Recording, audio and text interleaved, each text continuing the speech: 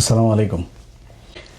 আপনারা একটা রক্তক্ষয়ী সংঘর্ষ, একজন রাক্ষসের মুখ থেকে এই দেশটাকে 1400 মানুষ জীবন দিয়ে বাঁচিয়ে দিয়ে গিয়েছে। সেখান থেকে 2 বছর দূরত্বেও নাই, 2 বছরেরও কম সময় হয়েছে।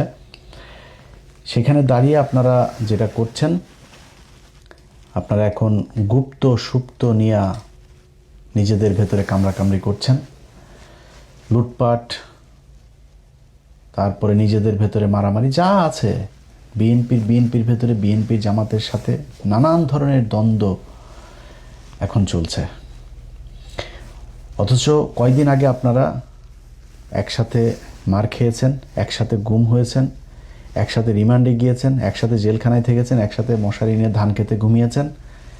আপনারা সেটা ভুলে গিয়েছেন। অথচ আমরা যে কত ভয়ঙ্কর একটা পরিস্থিতির ভেতরে, কত বিপজ্জনক জায়গার ভেতরে এই দেশটা দাঁড়িয়ে আছে, এটা আপনাদেরকে অনুমান করার, বিবেক বুদ্ধি দিয়ে চিন্তা করার সেই শক্তি বোধহয় আল্লাহ আপনাদের দেয় নাই। এখনও ঘাড়ের উপরে নিঃশ্বাস ফেলছে সেই রাক্ষস। 2 দিন পরপরই বলে আসতেছি, খেয়ে ফেলবো, লিস্টিং করছি, কারা কারা করেছে। একজনও বাঁচতে পারবেন। আমি আজকে একজনের বিরুদ্ধে, আপনি আর আমার বিরুদ্ধে যে কয়জন আছে, যারা এনসিপি বলেন, জামাত বলেন, বিএনপি বলেন, যারা পুলিশে এখন বিভিন্ন বড় বড় পদে এসে, কেউ কি বেঁচে আসতে পারবে এখান থেকে? যদি আওয়ামী লীগ আবার ইন্ডিয়ার সহায়তা যদি বাংলাদেশে ঢোকে, আপনার মনে হয় একজন বাঁচতে পারবেন? আগে তো নিজের জীবন বাঁচাবেন, এরপরে লুটপাট করেন, গুপ্ত সুপ্ত বালছাল নিয়ে মারামারি করেন, যেটা পরে করেন। আগে দেশের স্বাধীনতাটা, সার্বভৌমত্বটাকে তো আগে ঠিক করে নেবেন, মেরামত করে, যে আমি এখন সিকিউর, এরপরে আপনি কামড়াকামড়ি করেন, খাওয়া দাওয়া করেন। আপনাদের অবস্থা দেখলে মনে হয় অ্যাজ ইফ আপনারা একটা স্বাভাবিক নির্বাচনের মধ্য দিয়ে আসছেন। 5 বছর পরে আরেকটা সরকার আসলে কি হবে? কিছুই হবে না। আপনার মাথায় রাখতে হবে, অন্তত যদি কমও হয়, তাও 20 বছর আপনাকে আওয়ামী লীগকে ক্ষমতার বাইরে রাখতে হবে। তার একটা মহাপরিকল্পনা আপনাদের করা উচিত ছিল, সেটা না করে আপনারা করছেন। আজকে যে বিষয়টা আপনাদেরকে বলবো, এটা বললে বুঝতে পারবেন যে কত ভয়ঙ্কর জায়গায়, কত বিপজ্জনক জায়গায় তারেক রহমানের জীবন, আপনাদের জীবন, আমাদের জীবন দাঁড়িয়ে আছে। তাহলে বুঝতে পারবেন। 20 তারিখ, এই 20 এপ্রিল আমি ফেসবুকে একটা পোস্ট করেছিলাম, বিমান বাহিনীর ভেতরে কিছু একটা হচ্ছে, তারপরে সর্বোচ্চ সতর্কতা জারি করা হয়েছে। তো আমি যতটুকু জেনেছিলাম, ওই দিন ভেতরে আমার যতটুকু সোর্স আছে, তারা বলছে ভাই খুব টান টান উত্তেজনা মনে হচ্ছে, এটা মনে হয় খুব উপরের লেভেলের, এরকম 2-1 জন ছাড়া বোধ হয় আর অন্য তেমন কেউ জানে না। আমি এরপরে জানার চেষ্টা করলাম। এর মাঝখানে 23 তারিখে একটা নিউজ দেখলাম। 23 তারিখে নিউজটা করেছেন ভারতীয় একজন সাংবাদিক, তার নাম হচ্ছে চন্দন নন্দী। চন্দন নন্দী 23 তারিখে নিউজে বলেছেন যে Bangladesh air force on high alert after raids net many airmen for links with Tehriki Taliban Pakistan, TTP. আচ্ছা, এই নিউজের ভেতরে তিনি বিস্তারিত লিখে দিয়েছেন কি হয়েছে ওই রাতে, তারপরে আগে পরে কি ঘটছে, সেনা বিমান বাহিনীর ভেতরে তেহরিকি তালিবানের কি বিশাল বিস্তৃতি ঘটেছে, কতজন সেখানে ট্রেন আপ হয়েছে, কতজনকে, 2 জনকে ধরা হয়েছে, গ্রেপ্তার করা হয়েছে, 10 জনকে আটক করা হয়েছে জিজ্ঞাসাবাদের জন্য, আরও 10 জন পালিয়েছে, সব বিস্তারিত বলে দিচ্ছে। অথচ সে তার এই খবরের ভেতরেই বলছে যে BF headquarters in Dhaka has shied away from even acknowledging the raids and consequent arrest, detention and escapes. মানে ওর খবর, ওর এটার ভিতরে আপনারা নর্থ ওয়েস্টের ওই পোর্টালে গেলে তারপরে দেখতে পারবেন, ওর খবরের ভেতরেই বলছে যে BF হেডকোয়ার্টার্স, মানে বাংলাদেশ এয়ারফোর্সের হেডকোয়ার্টার্স, এই ঘটনা নিয়ে শেড অ্যাওয়ে, তারা অ্যাকনোলেজিংও করছে না অ্যাবাউট কোনটা, অ্যারেস্ট, ডিটেনশন এবং এসকেপ। এই রেড দেওয়ার পরে যা ঘটেছে সেই কনসিকুয়েন্ট তারা প্রকাশ করে নাই, সে নিজে বলছে। অথচ তিনি জেনে গিয়েছেন। তিনি জানলেন কিভাবে? এটা হচ্ছে কোশ্চেন। আচ্ছা, বাংলাদেশের সেনাবাহিনীর, এই সেনাবাহিনীর কোনো কিছু হওয়ার আগেই এই নর্থ ওয়েস্টের কাছে চলে যায়। এই চন্দন নন্দীর কাছে। চন্দন নন্দী মূলত ভারতীয় গোয়েন্দা সংস্থার একটা মুখপাত্রের মতো আচরণ করে, ওইখান থেকে যেসব সূত্রে খবর টবর পায় এগুলোই সে মূলতই করে। তার খবরের একটা বিরাট অংশ জুড়ে বাংলাদেশ সেনাবাহিনীর ভেতরে ওয়াকার পাত দিলেও ওই গন্ধ পায়, এরকম অবস্থা। তো উনি কিভাবে জানলেন? বিএফ এয়ারফোর্স হেডকোয়ার্টার এটা বলেন, সে নিজে বলছে তারা নিজেরাই মুখ খোলে নাই এই কারা কি হয়েছে, এই রেডের পরে কাদেরকে ধরা হয়েছে কি করা, অথচ সে সংখ্যা বলে দিচ্ছে যে 2জনকে গ্রেপ্তার করা হয়েছে, 9জন বা 10জনকে জিজ্ঞাসাবাদের জন্য ধরা হয়েছে, আরও 9-10জন পালিয়েছে, সেসব বলে দিচ্ছে। কিভাবে জানলো? এবার আসেন, বাংলাদেশের একজন, আমি চন্দন নন্দীর এখানে আরেকবার আসতে হবে, তার আগে বাংলাদেশের একজন সাংবাদিক আছেন, জুলকারনাইন সায়ের খান সামি ভাই। সামি ভাই ওইটার পরপরই তিনি একটা পোস্ট করেছেন। তিনার পোস্টটা হচ্ছে, বিগত অন্তর্বর্তীকালীন সরকার 1.5 বছরে বাংলাদেশের জাতীয় নিরাপত্তার এমন কিছু ক্ষতি সাধন করেছে যা অবর্ণনীয়। বিভিন্ন উগ্রবাদী গোষ্ঠীকে এক প্রকার ফ্রি রাইড দিয়ে দেশের নিরাপত্তা ব্যবস্থার অভ্যন্তরে এমন এক ঘুণপোকার চাষ তারা করার চেষ্টা করেছে, যখন তা সামনে আসবে তখন তাদের প্রতি ঘৃণায় আপনার মন বিষিয়ে উঠবে। এটা বললে আপনি পুরোপুরি বুঝবেন না কি বুঝাইতে চাচ্ছেন উনি ওইখানে ওই পোস্টে একটা পিন কমেন্ট পাঠিয়েছেন। তো আমাকে পোস্টটা যিনি পাঠিয়েছেন, পাঠানোর পরে আমার ভাই কী হয়েছে, এটা কী লিখছে, ঠিকই তো আছে। পরে উনি আমার একটা পোস্টে পিন কমেন্ট করেছে, সেই কমেন্টটা আমার পাঠাইলো। সেখানে লিখেছেন, আপাতত এতটুকুই জানতে পারি যে অনতিবিলম্বে পাকিস্তানের সাথে সরাসরি বিমান চলাচল কিছুদিনের জন্য হলেও স্থগিত করা অতীব জরুরি। এইটাই হচ্ছে গিয়ে মূল পয়েন্ট, যে পাকিস্তান এখানে কোত্থেকে আসলো, তেহরিকে তালিবান পাকিস্তান কারা, চন্দন নন্দীর কাছে খবর কেমনে গেল, সেই খবর ওই দিনই আবার নবনীতা চৌধুরীর কাছেও গেল। নবনীতা চৌধুরীও কিন্তু এই চন্দন নন্দীর এইটারই মূলত উনি বাংলায় ট্রান্সলেট করে উনি একটা ভিডিও বানিয়েছেন। এবার আসেন বুঝি আমরা। বুঝতে হলে আমাকে আবারও সেই চন্দন নন্দীর ওই পোস্টে যাইতে হবে। আচ্ছা, চন্দন নন্দী 2টা নিউজ করেছে, একটা 23 তারিখ আর একটা 26 তারিখে, 2 দিন আগে। আচ্ছা, তিনি একটা কথা বলেছেন যে the information related to the TTP, মানে ওই টেহরিক তালিবান পাকিস্তান, যেটা network among BF personal spread after Pakistani authorities informed Bangladeshi officials. Pakistani authorities মানে হয় গোয়েন্দা সংস্থা বা সরকার বা দূতাবাস, কোনো একটা পক্ষ বাংলাদেশ এয়ারফোর্সকে জানিয়েছে, অফিসিয়ালসদেরকে জানিয়েছে, পাকিস্তানের সরকার জানাইলো। বুঝেন, কিন্তু খুব হিসাব করে বুঝেন। পাকিস্তানের সরকার বাংলাদেশ সরকারকে জানাইলো, তেহরিকি তালিবান পাকিস্তানের লোক তোমার এয়ারফোর্সের ভেতরে আছে, তাদেরকে তাড়াতাড়ি ধরো। আচ্ছা, জুলকারনাইন সামি বলল যে পাকিস্তানের সাথে প্লেন যোগাযোগ তাড়াতাড়ি বন্ধ করো। আচ্ছা, পাকিস্তান থেকে তাহরিকে তালিবানের পাকিস্তানরা তাহলে বাংলাদেশে যে এয়ারপোর্ট এটা বন্ধ করার মানে কি? মানে হচ্ছে যে বন্ধ করলে এই যে ডিরেক্ট ফ্লাইটে তাড়াতাড়ি সব তাহরিকে তালিবান পাকিস্তানের লোকজন বাংলাদেশে আসতেছে, এই জন্য উনি চান তাড়াতাড়ি পাকিস্তানের সাথে বিমান যোগাযোগ বন্ধ হোক। এবার আমরা চলেন বুঝি তেহরিকি তালিবান পাকিস্তান এরা আসলে কারা। এটা বুঝলে আপনি বুঝবেন আসল ঘটনাটা কি। তেহরিকি তালিবান পাকিস্তান কয়েকদিন আগে 2টা ছেলে এদের সাথে গিয়ে যোগ দিয়েছিল, পাকিস্তানের মিলিটারির সাথে যুদ্ধ করেছে। একজনের নাম ফয়সাল, আরেকজনের নাম জুবায়ের। ফয়সাল এবং জুবায়ের 2জনই বাংলাদেশি নাগরিক, কিন্তু পরে জানা গেল 2জনই হিন্দু মুসলমান নাম দিয়ে তারপরে তারা সেখানে গিয়ে এদের সাথে যুক্ত হয়েছে। সেটা নিয়ে যদিও এই সরকারের খুব বেশি বিশ্লেষণ এটা নিয়ে আমাদের কোনো কিছু জানানো হয়নি, খুব গোপনীয়ভাবে রাখা হয়েছে। বরং পাকিস্তান যতটুকু সম্ভব তারা সেটাকে প্রচার করেছে, এবং পাকিস্তান মাঝখানে বাংলাদেশের সাথে ভিসা প্রক্রিয়া খুব সহজ করেছিল। এখন কিন্তু ওদের এখানে যাইতে গেলে আবার কয় টাকা ফি দেওয়া একটা বিরাট তৈরি করেছে তারা। তো আমি কিছু রোগী আপনার থাইল্যান্ড, তারপরে চীন, আমার পরিচিত একজন, তারা এরকম পাঠায়। পাকিস্তানেও কিছু রোগী পাঠানো হয়েছে। পাকিস্তানের ট্রিটমেন্টের ব্যবস্থা কিন্তু খুব ভালো, আপনারা খুবই মানে অল্প খরচে খুব ভালো মানের চিকিৎসা পাইতে পারেন। তো আমি কিছু লোকজনকে পাঠিয়েছিও আমার ওই এজেন্সির মাধ্যমে। তো ওরা আমারে বলল যে ভাই এখন ভিসার ইয়েটা একটু কড়াকড়ি করেছে।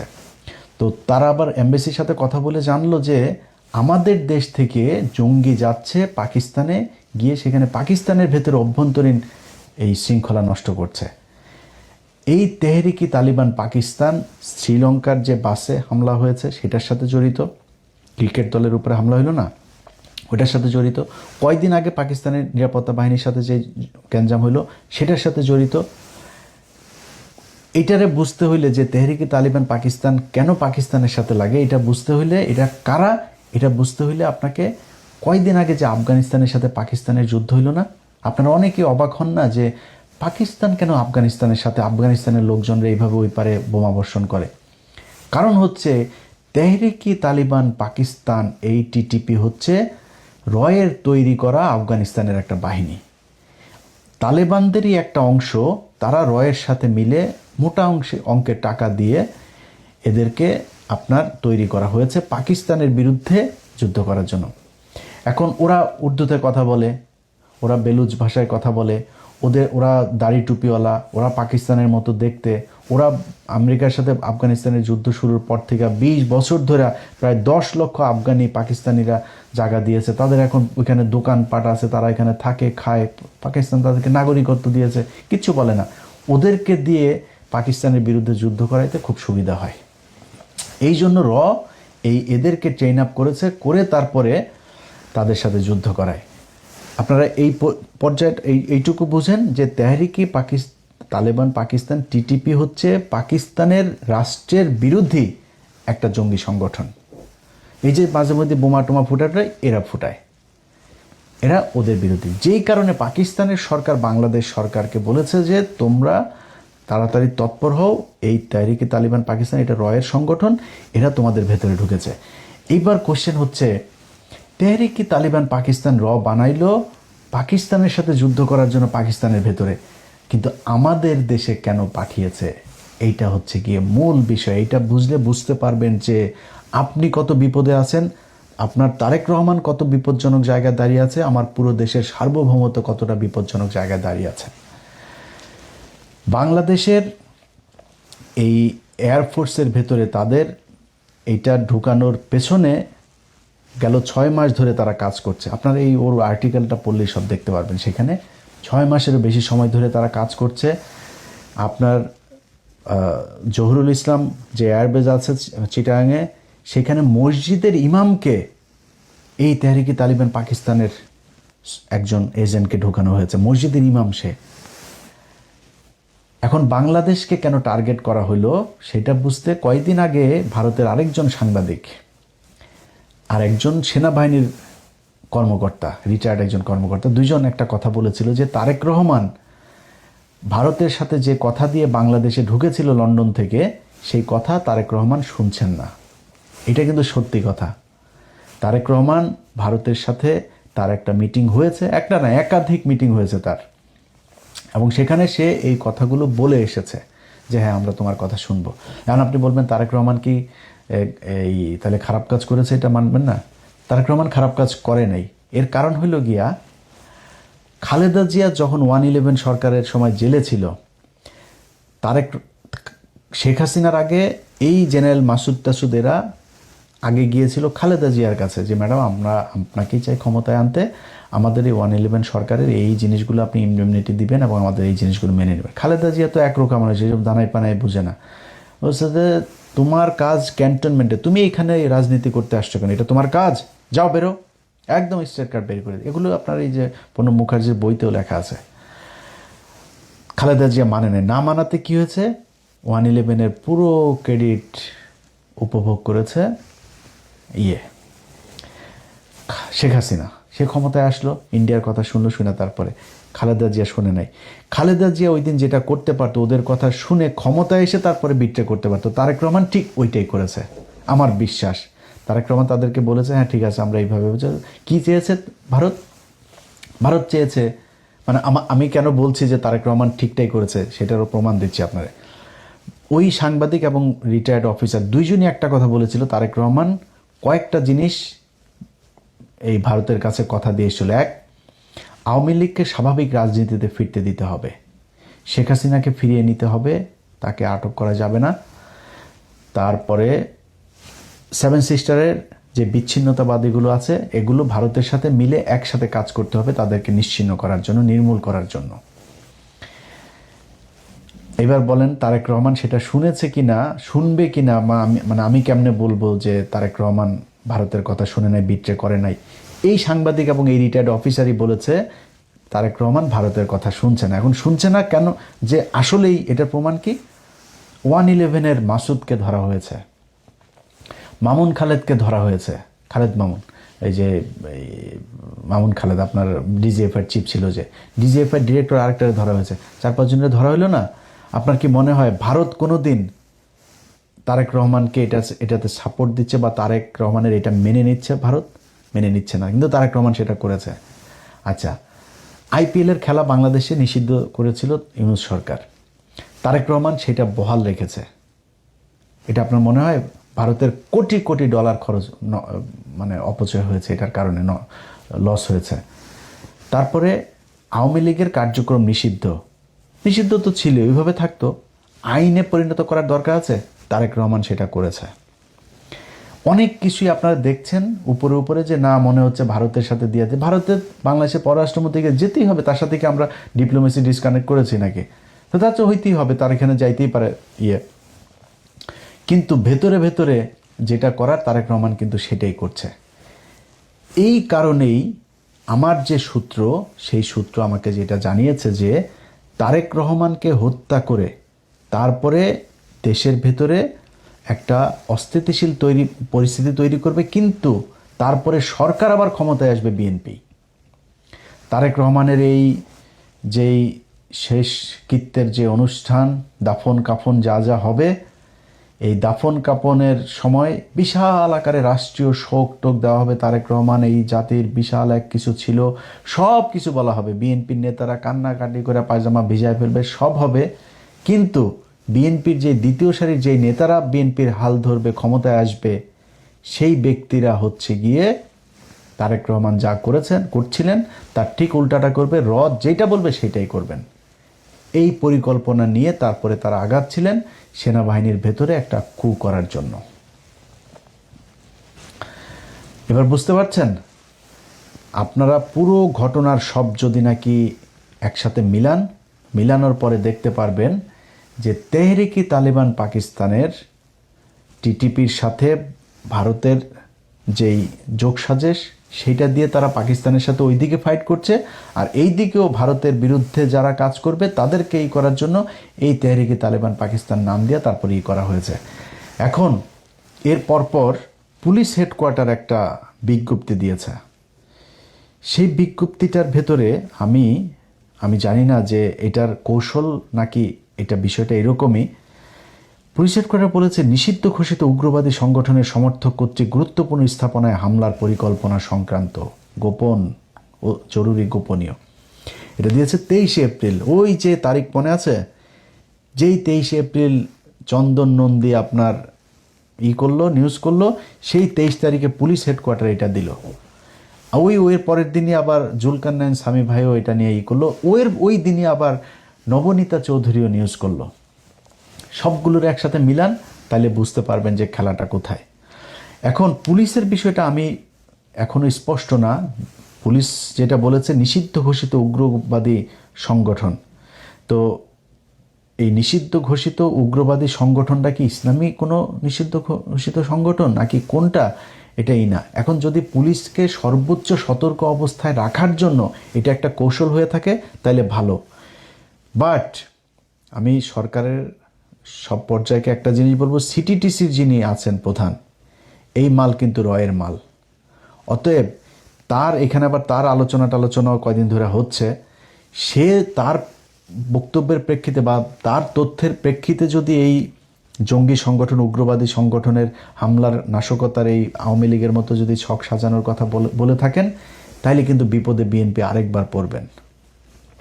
তা আপনারা আব্দুর রহমান, বাংলা ভাই, এই খালেদা জিয়া তাদেরকে বিচার করেছে, এই খালেদা জিয়ার সব জঙ্গিদেরকে ধরেছে, অথচ সেই জঙ্গির সব আপনার কনসিকুয়েন্স পোহাইতে হয়েছে কাদেরকে? এই তারেক রহমান আর খালেদা জিয়াকে। বিএনপি এখন পর্যন্ত আমেরিকায় নিষিদ্ধ আপনার জঙ্গি সংগঠন, সন্ত্রাসী সংগঠন।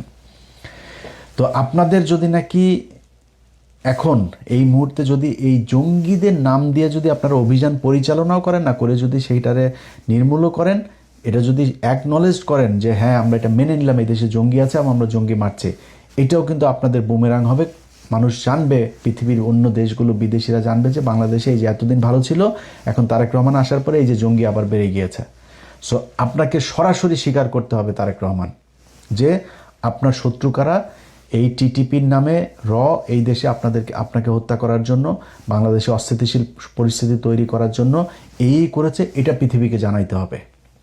যদি আপনি আবারও সেই জঙ্গি খেলা, শেখ আব্দুর রহমান ইসলামের কেউ না, বাংলা ভাই ইসলামের কেউ না, কিন্তু তাদেরকে ইসলামী জঙ্গি সংগঠন হিসাবে আপনি করেছেন। আপনার তখনই কন্ডেম করা উচিত ছিল যে না, এরা মুসলমান, এটা করে না, ইসলাম কোরআন হাদিস এটা বলে নাই কখনোই, এদেরকে আমরা মুসলমান ইসলামী সংগঠন মনে করি না।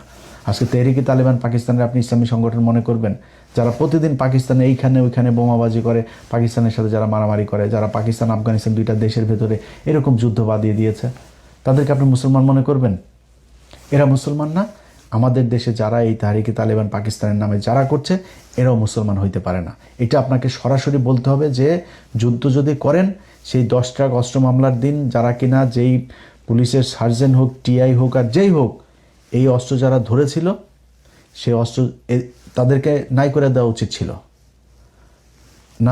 নামার পরে আপনি ঘুমটা দিয়ে লাভ নাই, তাদেরকে নাই করে দেওয়া উচিত ছিল। আপনি ধরার পরে সারা পৃথিবী জেনেছে যে 10 টাকা অস্ত্র মামলা উলফার কাছে যাচ্ছে, মানুষ জানে কোথায় যাচ্ছে, কি হয়েছে, কি হচ্ছে।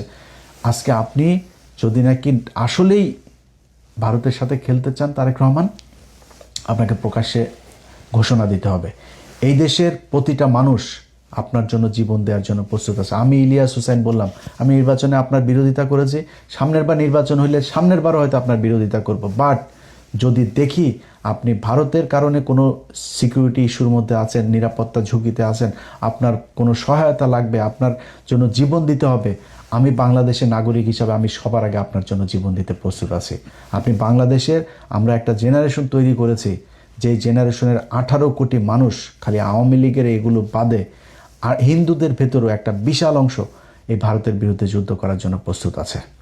সো আপনাকে ঘোষণা দিতে হবে যুদ্ধটা কি বেঁধেছে, কাদের সাথে যুদ্ধ, এটা আপনাদের বলতে হবে। না হইলে এই যে স্বামী ভাইয়ের মতো এরকম কিছু লোকজন, চন্দন নন্দীর মতো এদের এরকম কিছু লোকজন কি করবে, একটা ঘটনাকে অন্যদিকে, পুরো ঘটনাটা হইল গিয়া পাকিস্তান আমাদেরকে বাঁচাইলো, পাকিস্তান তাদের গোয়েন্দা সংস্থা আমার দেশের সেনাবাহিনীর বালবাহিনীর এরা খবর পায় না, পাকিস্তানি গোয়েন্দা সংস্থা আমাদেরকে জানাইলো, তারেক রহমানের জীবন বাঁচাইলো, সরকার পতন ঠেকাইলো।